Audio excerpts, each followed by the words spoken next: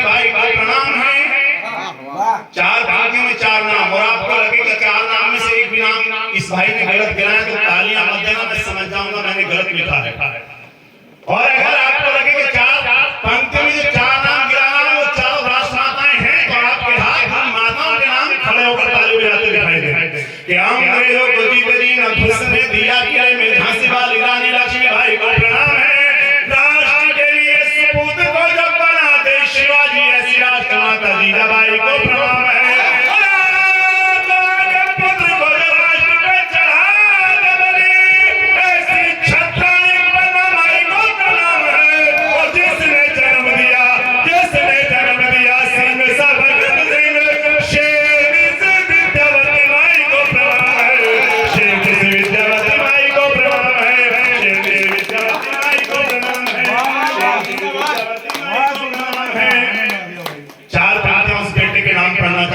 घास की रोटियां खाई लेकिन अपने स्वाभिमान अपने सनातन को डिगने नहीं दिया। चार पंक्तियां आप तक पहुंच जाए तो बता देना कि हाँ मैंने सच लिखा कि भाले को प्रणाम, तलवार को प्रणाम, वीर सिंह जैसे महाराणा प्रताप को प्रणाम है।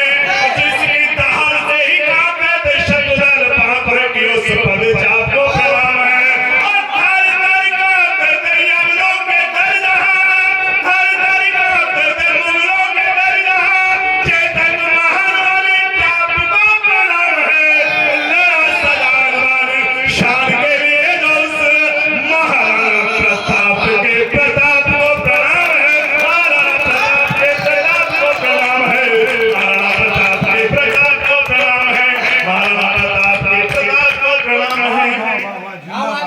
चार पंक्तियां और पढ़ो साहब, अपने बच्चों को अपने संस्कार देना, अपने बच्चों को अपनी विरासत सौंप कर जाना। जिन लोगों ने अपनी संतानों को, अपने बच्चों को अपना इतिहास नहीं पढ़ाया, जिन लोगों ने अपनी विरासत अपने आने वाली संतति को नहीं दी, वो संततियां मिट गई, वो संस्कृतियां मिट गई। कल चार पंक्तियां और अगर आपने अपने बच्चों को संस्कार दिए तो मैं दावे से कह सकता हूं कि बच्चे ऐसे आने जैसे अंतिम पंक्ति में इस छंद की मैंने कहने की कोशिश की। सुनिएगा सर कि अग्रसेन महावीर आर्यों के वंशज जो है कौन है, हम अपने बच्चों को बता ही नहीं पाए, न जाने क्या क्या पढ़ाते रहे। काश कुछ अच्छा पढ़ाया होता, इतिहास को सही दिशा से पढ़ाया होता तो स्थिति कुछ और पढ़ना चाहता। क्या अग्रसेन महावीर आर्यों के वंशज है, एक बार में ही हाथी को पछाड़ देते हैं। राणा के शिवा के हैं सुभाष के सपूत, हम दम्भियों का दम्भ पल में ही झाड़ देते हैं। शेखर सुभाष अशफाक व हमीद यहाँ, शेखर सुभाष अशफाक व हमीद यहाँ, शत्रुओं के पांव पल में उखाड़ देते हैं। शेखर सुभाष अशफाक व हमीद यहाँ, शत्रुओं के पांव पल में उखाड़ देते हैं। और शिशु यहाँ सिंहों के दांत गिनने के लिए मुंह में हाथ डाल जबड़ों को पाल देते हैं।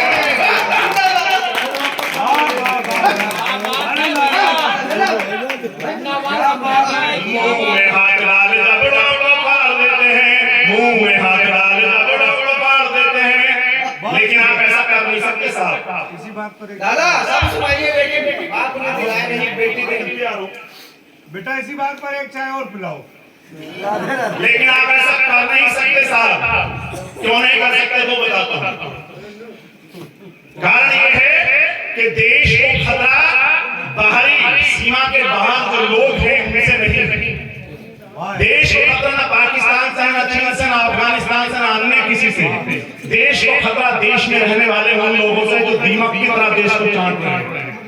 बिल्कुल सही बात। मैं तब कहने की हिम्मत करता हूँ, मैं तब कहने की हिम्मत करता हूँ साहब सुनना, मैं कड़वा बोलने के लिए बदनाम हूँ हिंदुस्तान भर में, लेकिन मुझे खुशी इस बात की है कि मुझे मारवाड़ी ने कड़वा बोलने लायक बनाया। मुझे मेरे माता पिता ने वो संस्कार दिए कि मैं सच कहने की हिम्मत वहां भी रखता हूँ जहाँ तलवार शीश में रखे हो या शीश तलवार पे रखा हो। मैं तब पढ़ने की कोशिश करता हूँ सुनना। देश का दुर्भाग्य है कि राजधानी दिल्ली में नारे लगे भारत मुर्दाबाद और पाकिस्तान जिंदाबाद। दुख इस बात का नहीं है, दुख इस बात का नहीं है कि किसी का पाकिस्तान जिंदाबाद है या नहीं है। किसी का जिंदाबाद हो ना हो हमें इस बात से मतलब नहीं। हमारा हिंदुस्तान जिंदाबाद था, जिंदाबाद है और जिंदाबाद रहेगा, इसको तो टाल नहीं सकता। दुख इस बात का नहीं है कि नारे लगे, दुख इस बात का कि देश का दिल राजधानी दिल्ली में लगे। अगर वो नारे कश्मीर के बॉर्डर के पार, चीन के बॉर्डर पर या पाकिस्तान के बॉर्डर पर लगे होते दुख नहीं होता। हम ये दिल को तसल्ली दे लेते किसी पाकिस्तानी ने लगाए होंगे, किसी चीन वाले ने लगाए। दुख इस बात का है कि उन नारों को लगाने वाला जो बेटा था वो भारत का था, और उससे भी बड़ी बात वो सनातन धर्म में पैदा होने वाला। मैं नाम नहीं लूंगा, आप पहुंच जाएंगे। 4 पंक्तियां पढ़ता हूं साहब। और मैंने 3 साल कानून की किताब पढ़ी साहब, LLB की। मैंने पाया कि देश के संविधान में कहीं लचीला है, कहीं कठोर है।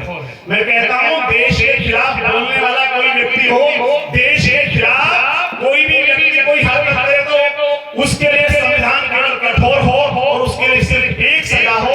हमारे यहाँ सजा है या तो उम्र कैद या फांसी। मैं कहता हूँ केवल फांसी हो, केवल फांसी हो। तब कहने का हिम्मत करता हूँ पंक्तियां सुनना साहब कि राष्ट्र के लिए न राष्ट्र प्रेम जिनके दिलों में राष्ट्रद्रोहियों में उनके भी नाम लिखिए। राष्ट्र के लिए न राष्ट्र प्रेम जिनके दिलों में राष्ट्रद्रोहियों में उनके भी नाम लिखिए। और हिंदू मुस्लिम हो गए सिख या ईसाई कोई राष्ट्रद्रोहियों का पुख्ता इंतजाम लिखिए। और देशद्रोही को हो संविधान में सजाए मौत।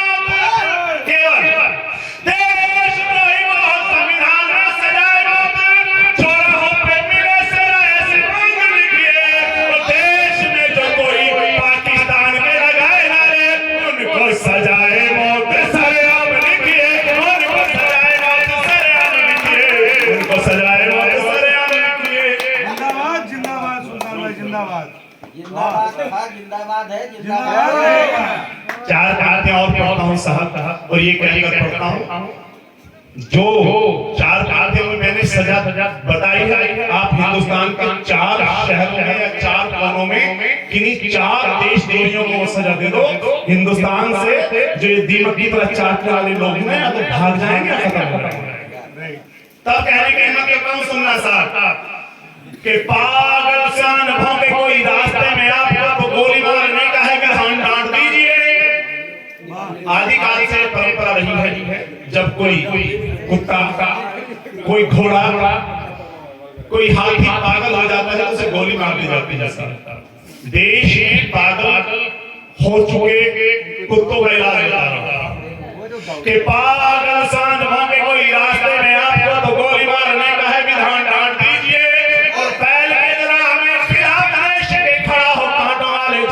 समान छाट दीजिए,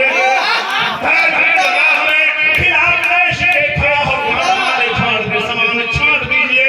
और सिखों में कैसे मिटाया है लादेन कैसे, सिखों में कैसे मिटाया है लादेन कैसे, शत्रु के इरादों पर बांध दीजिए। और देश में जो कोई पाकिस्तान के लगाए नारे, देश में जो कोई पाकिस्तान के लगाए नारे, उसी क्षण उसकी जबान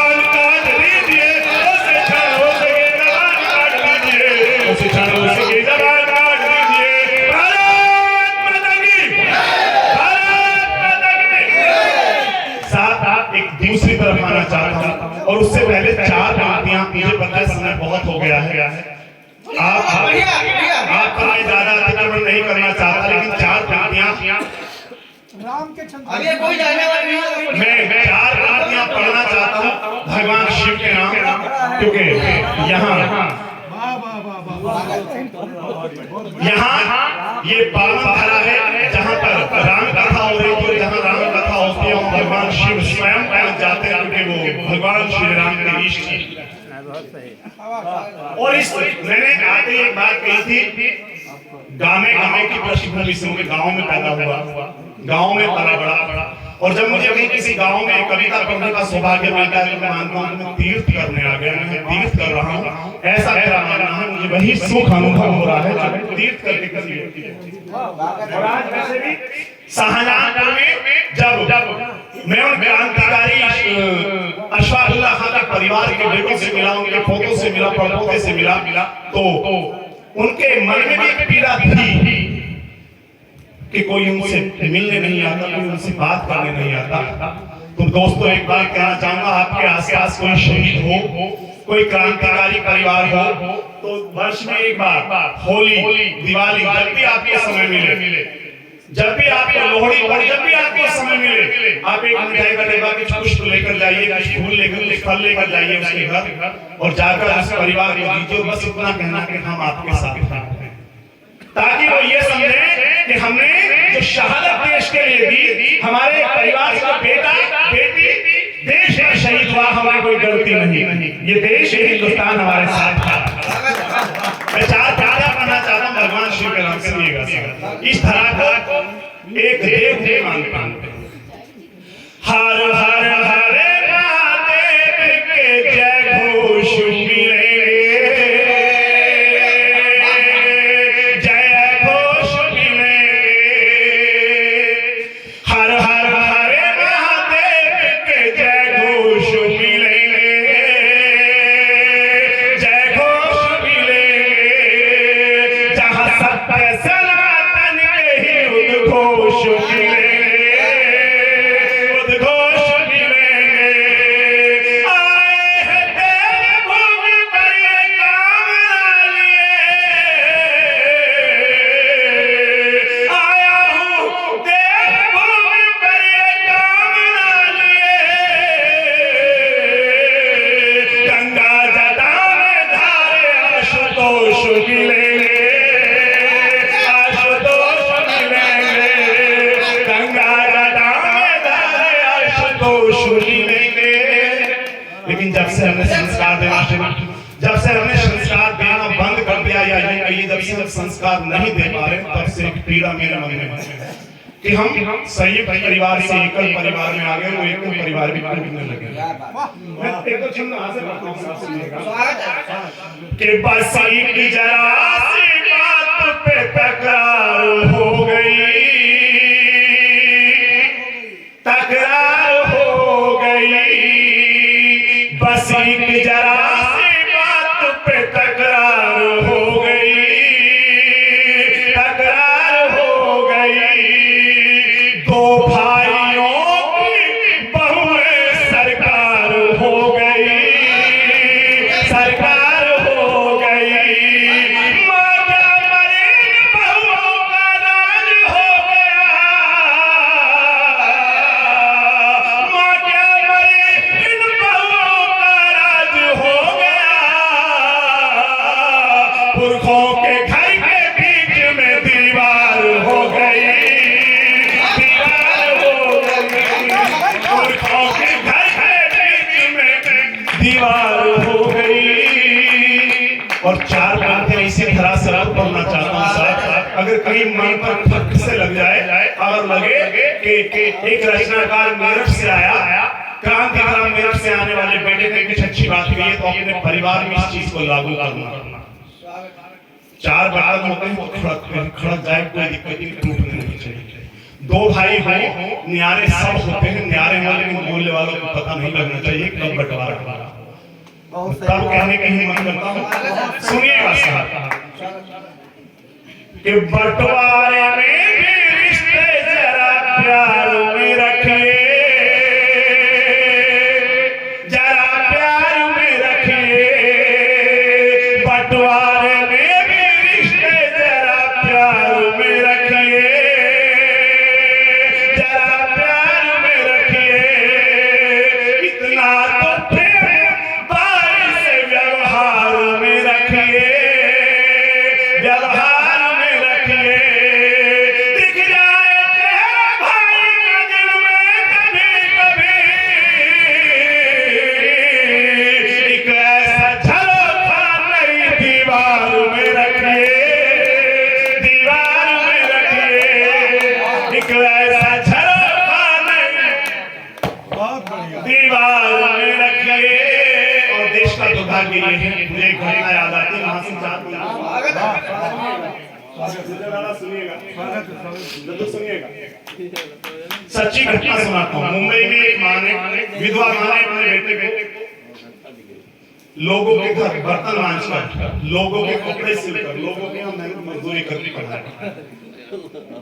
वीर जी सुनना, हिंदुस्तान में संस्कार जो गिरे हैं, इससे जो कमी आई है वो बताने की कोशिश कर रहा हूँ, सुनिएगा। बस मैं सिर्फ एक दो छंद पढ़ूंगा, बावजूद उसके बाद अपनी वाणी को विराम दे रहा हूँ। मैं समझ रहा हूँ कि ठंड लग रही है, लेकिन ये कविता की ताकत है। जितनी देर कविता की पंक्तियां आपके कान तक आती हैं, मैं दावे से कह सकता हूँ कि आपको ठंड और गर्मी महसूस नहीं हो रही होगी। चार पारा पढ़ता हूँ, सुनना। उससे पहले वो घटना कि एक माँ ने अपने बच्चे को, विधवा माँ ने अपने बच्चे को लोगों के मेहनत मजदूरी करके, लोगों के कपड़े सिलकर, लोगों के बर्तन साफ करके पढ़ाया। बेटा इंजीनियर हो गया और अमेरिका में जॉब मिल गया, विदेशी हो गया, विदेश चला गया, वहीं शादी कर दी। माँ यदा यदा उस बेटे को फोन कर लेती। जब भी माँ फोन करती, बेटा पूछता, माँ पैसे चाहिए, कुछ चाहिए क्या? माँ कहती, बेटा पैसे नहीं चाहिए, तुझे देखने की इच्छा है, तू आ जा। 3 साल हो गए साहब, बेटा नहीं आया। एक दिन माँ ने फोन किया कि बेटा मेरी तबीयत खराब है, मेरा एक पैर और एक हाथ ढंग से काम नहीं कर रहा है, तुझे देखने की इच्छा है, तू चला आ। बात बीच में ही कट गई, फोन कट गया साहब। बेटे ने माँ को फोन करने की जहमत नहीं समझी। 6 महीने हो गए, माँ ने फोन नहीं किया। 6 महीने बाद वो बेटा अपने किसी काम से हिंदुस्तान आया। ये सच्ची घटना अखबारों में सबने पढ़ी।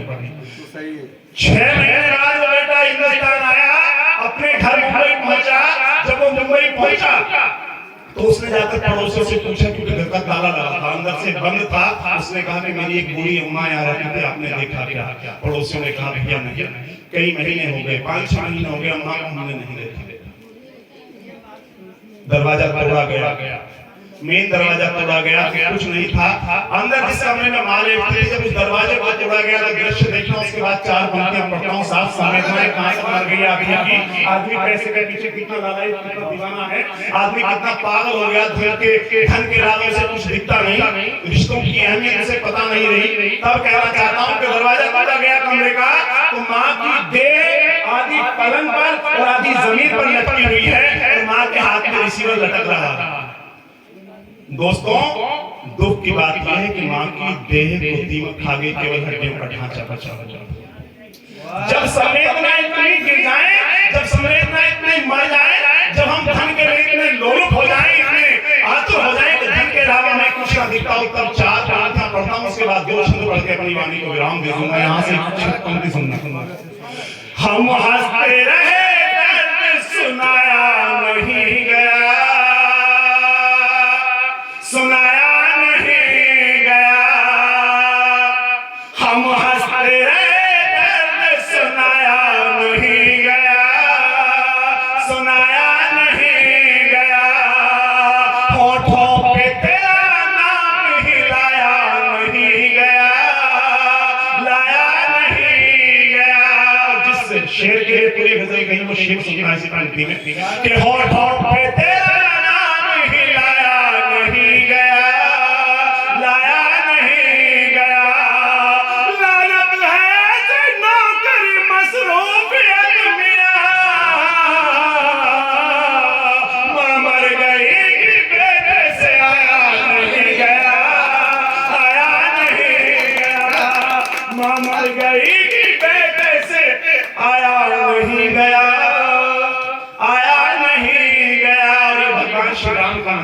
यहाँ सनातन धर्म को मानने वाले लोग बैठे सुन रहे हैं। मैं यहाँ से 2 छंद पढ़ना चाहता हूँ, 2 छंद पढ़ के अपनी वाणी को आप सुनना चाह रहे हैं, मैं ऐसी केवल कर रहा हूँ।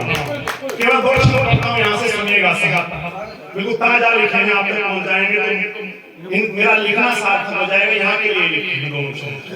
ये कुछ ज्यादा सुधी श्रोता है, दूसरे राउंड के लिए बैठिए।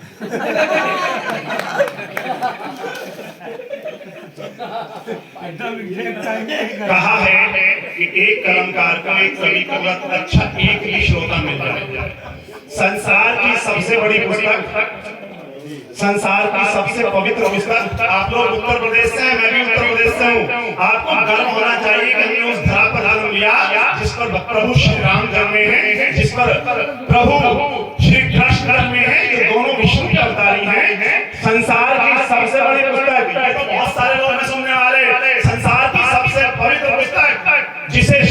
भगवान ने 700 श्लोकों में कहा, 700 ही है ना, मैं गलत तो नहीं? गीता सुनने वाला एक, सुनाने वाला एक। तो आप बहुत ज्यादा बैठे हैं, इतने पे तो मैं कई सारे ग्रंथ सुना सकता हूँ आपके बार ताली बजाइए तो छंद पढ़ना चाहता हूँ। रघुराई राम से तो सीखते तनिक कुछ, क्या सीखा हमने? सीख इसलिए नहीं पाए कि हमने रामचरितमानस पढ़ना छोड़ दिया, हमने गीता पढ़ना छोड़ दिया, हमने बड़ों के पास बैठना छोड़ दिया, हमने बड़ों से सीखना छोड़ दिया। सुनना कि रघुराई राम से तो सीखते तनिक कुछ, राम जैसा दुनिया में किरदार नहीं है। रघुराई राम से तो सीखते तनिक कुछ, राम जैसा दुनिया में किरदार नहीं है। माता पिता का जो कहना मानता नहीं है यहाँ, उसे श्री राम से जरा भी प्यार नहीं है।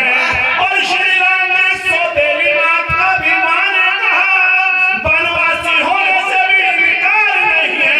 और माता पिता को जो वृद्ध आश्रम में भेजे उन्हें, माता पिता को जो वृद्ध आश्रम में भेजे उन्हें, राम नाम लेने का भी अधिकार नहीं है। राम लेने का भी अधिकार नहीं है। एक सुनना इसी जमीन से कि राजपाट भाई के लिए जो छोड़ खाए,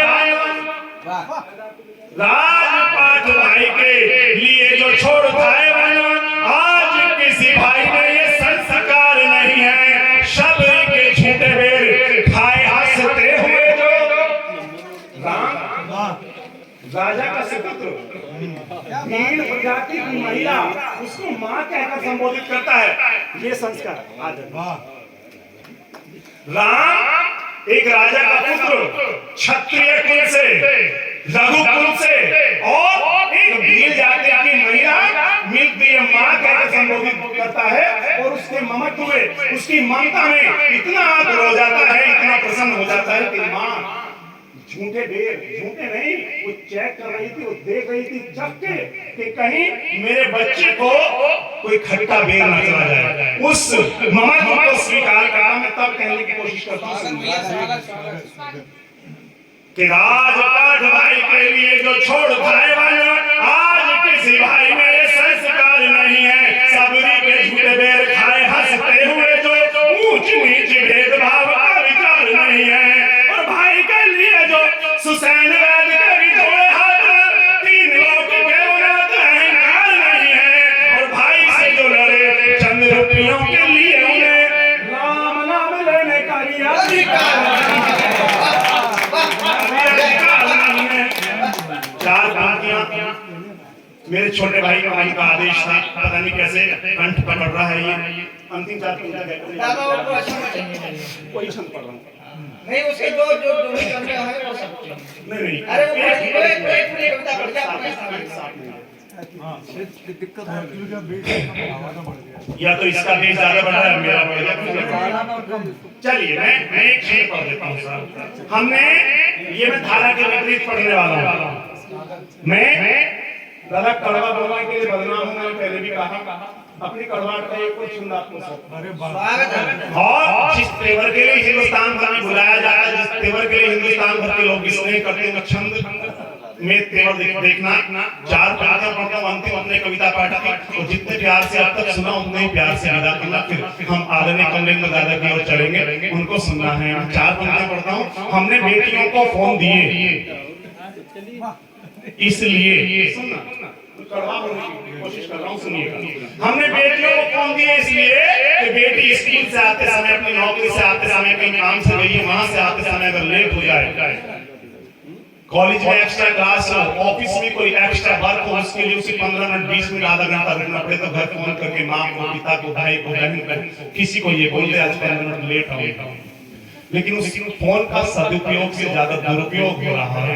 और माता पिताओं से ये कहना चाहता हूँ कि अगर बेटी या बेटा घर से 500 रुपए लेकर निकले किताब लाने के लिए, बेटी सुनना, घर से बेटा या बेटी 500 रुपए लेकर निकले किताब लाने के लिए, और किसी मॉल के 5 पैकेट उसके हाथ में, 5 डब्बे उसके हाथ में, तो उससे जरूर पूछना है 5 पैकेट आए कहां से।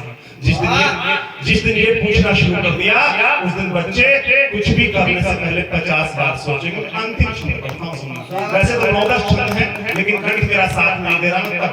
वैसे मैं कहता नहीं इस बात को कंठ साथ नहीं दे रहा, लेकिन आज वास्तव में कंठ में गड़बड़ कहीं हुई है। छंद पढ़ता हूं सुनना, अंतिम छंद कि घर से निकलते ही कान पे लगा लो फोन, घंटों करे बात काम कौन सा है आ गया। घर से निकलते ही कान पे लगा लो फोन, घंटों करे बात काम कौन सा है आ गया। और एक दुख का विषय ये है कि संस्कारों में गिरावट यहाँ तक आई कमरे दादा। पहले परिवार का कोई बड़ा बूढ़ा चाचा ताऊ बड़ा भाई को मिल जाता था और बेटियां गली में खड़ी होकर घर के बाहर अपने घर के मेन द्वार पर खड़ी होकर बेटी हंस रही होती थी और देख ले सामने से दादा आ रहे, चाचा आ रहे, ताऊ आ रहे, कोई आ रहा परिवार में बड़ा हंसना बंद कर देती थी, घर में अंदर चली जाती। संस्कार थे, वाह ये संस्कार थे सनातन में। आज हमारी बेटियां डैमेज जीन्स पहनने लगी हैं और ये कहती हैं कि देखने वालों की नजरों में खोट है। मैं एक बात कहना चाहता हूँ यहाँ से छंद पढ़ने से पहले, साहब खुला हलवा रखोगे तो मक्खियां उस पर आकर भिनभिनाएंगी। बहुत सही बात। ढक कर रखिए क्योंकि ये जिस्म सबको दिखाने की चीज नहीं है। संसार में हमारी संस्कृति का नियम है कि ये जिस्म केवल किसी एक व्यक्ति के सामने उभारना है, किसी एक के लिए जो आपका जीवन साथी है, प्रत्येक के सामने नहीं। मैं तब कहने की कोशिश करता हूँ कड़वा होकर सुनना कि घर से निकाल के ही कान पे लगा जो फोन, घंटों करे बात काम कौन सा है आ गया। हर खाना खाती नहीं, टाइम से आती नहीं, नई जींस नया सूट कौन दिलवा गया। और दादा बुरी बात यह है कि अगर हमने परिवार के मोहल्ले के किसी व्यक्ति को कह दिया आपकी बेटी या बेटा फला जगह खड़ा था तो जगह अच्छी नहीं थी, तो वो अपने बच्चे को नहीं कहेगा आपके कपड़े फाड़ेगा। और अगर किसी बेटी के लिए कह दिया कि आपकी बेटी फला जगह खड़ी थी, वो स्थिति अच्छी नहीं थी, तो कहेगा ये हमारी बेटी तो भगवान की काली गाय है, तेरी हिम्मत कैसे हो गई। मैं उन काली गाय के खिलाफ पढ़ना चाहता हूँ, सब ऐसी नहीं है लेकिन जो उनके खिलाफ बोलने की हिम्मत करता हूँ। सुनना कि घर से निकालते ही कान पे लगा जो फोन, घंटों करे बात काम कौन सा है आ गया। हर खाना खाती नहीं, टाइम से आती नहीं, नई जींस नया सूट कौन दिलवा गया। और घर में रहे तो कौन, छत पे करे तो कौन, सोने की चैन पूछो कौन पहना गया। घर में रहे तो कौन, छत पे करे तो कौन, सोने की चैन पूछो कौन पहना गया। और बाप ने दिलाया नहीं, भाई से लगाया नहीं, बाप ने दिलाया नहीं, भाई से लगाया नहीं। एप्पल का फोन लाडली पे कैसे आ गया, एप्पल का फोन लाडली पे कैसे आ गया, एप्पल का फोन लाडली पे कैसे आ गया। भारत माता की। जितना हो सके बस दो चीजें बांटिएगा पढ़ने के लिए, पुस्तकें और संस्कार। अगर आप ये दो चीजें बच्चों तक, आने वाली पीढ़ियों तक पहुंचाने में कामयाब हो गए तो हिंदुस्तान फिर से सोने की चिड़िया होगा, फिर से अपने गौरव को पहुंचेगा। आइए हम उनकी ओर चलते हैं जिन्होंने आयोजन सजाया। हम उनको बुलाना चाहते हैं जो आज के इस साहित्यिक यज्ञ में संपूर्ण आहुति लगाने वाले हैं। उदाहरण वाली लगती है ना। और हमारे यहाँ जो परंपरा है कि जब भी कोई अनुष्ठान होता है, यज्ञ होता है, जब भी कोई इस तरह का साहित्य का अनुष्ठान होता है तो उसमें ये आहुति लगाने का काम परिवार के बड़े को होता है। हमारे इस कवि के सबसे बड़े कमलेंद्र दादा हमारे बीच, एक बार जोरदार तालियां उनके सम्मान में उठे। और कहीं मुझे दो पंक्तियां याद आती है, उनके सम्मान में पढ़ता हूँ। इस उम्र में भी वो जवानों से ज्यादा जोश रखते हैं, होश रखते हैं, तब उनके सम्मान में पंक्तियां पढ़ता हूं कि अगर देखना चाहते हो मेरी वारी को, इस उम्र में भी कि अगर देखना चाहते हो मेरी वारी को तो और ऊंचा कर दो इस आसमान को। आगे निकलने सुल्तान भैया वास्तव में आप हैं सुल्तान, आप इतनी सुल्तान, आपकी वाणी धीरान, आपका नाम है सुल्तान। ये अवधि का नहीं हुआ, ये लोग अवधि पे सुनते हैं। मैं आप बिल्कुल प्योर अवधि है। मैं जब अवधि कवि हूँ तो अवधि पर ही बोलूँगा।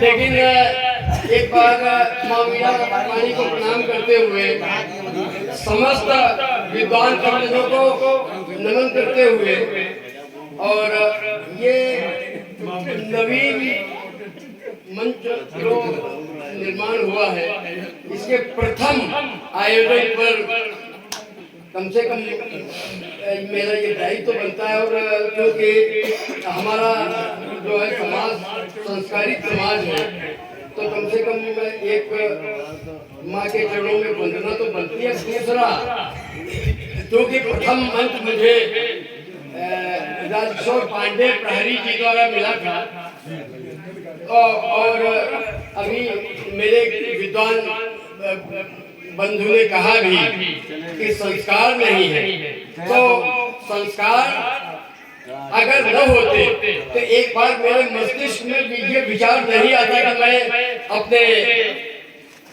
गुरु की वंदना न करूं, गुरु को याद ना करूं। वाह भाई वाह। तो प्रथम नमन राज्य, प्रथम नमन माता राजेश्वरी को है मेरो। मेरी माता जी का नाम राजेश्वरी था। अब सबसे पहले तो मैं यहाँ पर होता ही नहीं। अगर माँ ने मुझे जन्मित न किया होता तो मेरा अस्तित्व कहाँ था। तो प्रथम नमन माता राजेश्वरी को है मेरो, जन्म के मोपे